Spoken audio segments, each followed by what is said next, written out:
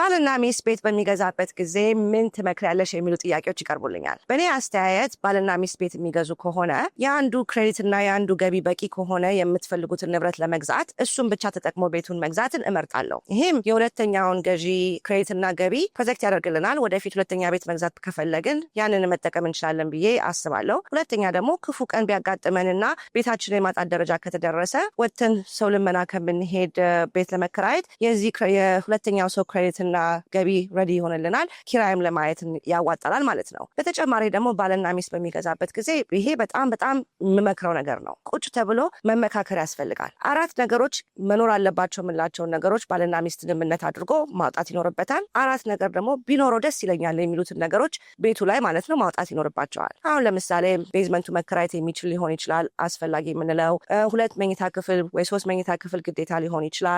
እንዲሁም ደግሞ ትምህርት ቤቱ ጥሩ መሆን አለበት ልንል እንችላለን። 4ኛ ነገር ደግሞ አካባቢው መግዛት የምንፈልግበትን መስማማት ይኖርብናል። ግን ኦፕን ኪችን ጋራዥ ያለው ምናምን የሚባሉት ነገሮች ቢኖረው የምንለው ሊሆን ይችላል። ግን ባልና ሚስት ቁጭ ብለው እነዚህን 4 ነገሮች መኖር አለበት የሚባሉትን ነገሮች ማውጣት፣ ቢኖረው የሚሉትን ደግሞ ሌላ 4 ነገር ማውጣት በጣም ኢምፖርታንት ነው ላለው የግዢ ፕሮሰሳችሁን ቀላል ለማድረግ። ስለዚህም ሆነ ስለሌላ ጥያቄ ካላችሁ ደውሉልን።